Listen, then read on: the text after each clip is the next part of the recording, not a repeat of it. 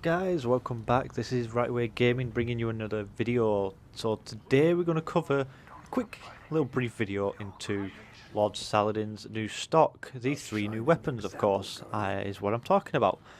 In case you didn't know, they cost 60 Iron Banner tokens each to get, which is quite expensive in my eyes, but in all honesty it's new stuff, so it's going to be expensive at first.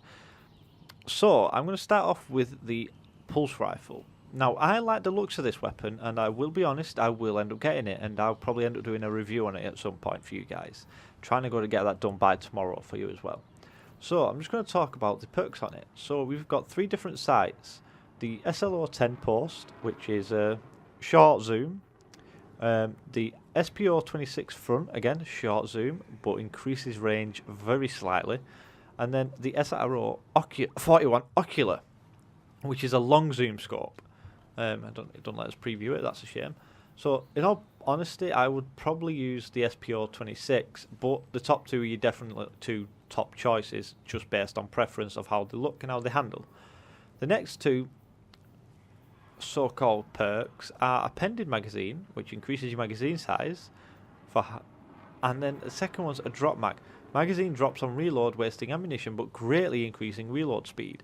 Now, this weapon could be very unique in terms of its reload speed. Combining drop mag with outlaw, that would be a ridiculous pulse rifle. Yes, it might drop the magazines to say 40 or 35, but that's all you need in a pulse rifle, if I'm honest. So this is definitely going to be an interesting weapon to use, and I do recommend trying to pick it up and give it a go, guys.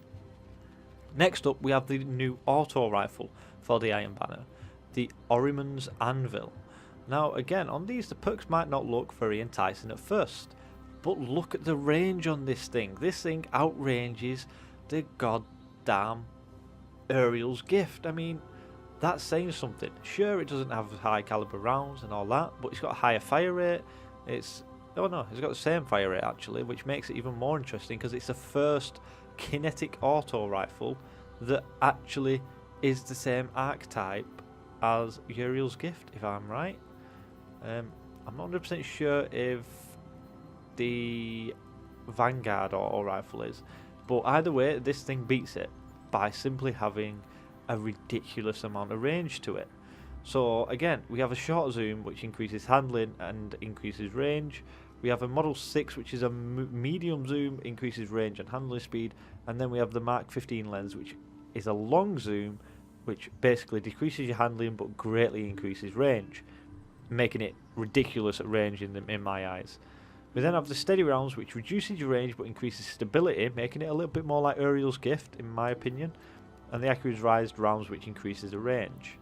We then have the under pressure which makes this handle much better as the magazine gets lower and lower.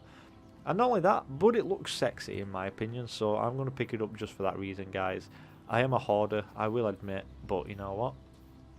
It's all fun and games. Let's have a look what it looks like with this shader on. Ooh, that is beautiful. And then last but not least, I won't go into much detail on this because I'm not a big fan of grenade launchers, but we have the Aura Wings Maul. So let's have a look at the perks. We've got countermass, weighted for vertical recoil, okay. Greatly controls recoil, increased stability and handling speed, okay. Quick launch, this weapon's barrel provides faster projectiles and much faster aiming, greatly increases handling speed and increases projectile speed. So that to me sounds like the one that you want to go for in terms of giving the most velocity in trying to trap the player with the grenade. We then have confirmed launch, which basically increases stability, increases blast radius, but it doesn't show that on the freaking thing for some reason, and decreases projectile speed. So like I said, the middle one there is the one for me. We then have concussion grenades. Grenades fired from this weapon emit a blast that stagger enemies. That could be useful. Blinding grenades. Grenade detonation has a brief blinding effect. Greatly decreases blast radius. So this seems like a very tactical grenade launcher in terms of if you use it right, you could catch your opponents out. And then you have auto loading holster, which basically refills the magazine while it's holstered and not being used. So again guys, it's not something that I would particularly buy, but the fact that it's got the very tactical two sorts of grenades, the concussion grenades and blinding grenades, means that if you're playing something like Trials on Countdown, it could come in very damn handy in terms of defensive maneuvers and trying to defend a point by blinding enemies and just basically scurrying them out of it. Other than that, guys, that is all he has to offer. I'm not going to cover the weapons from last time because, well, they're in the random roll loot now, and they're harder to cover and harder to get.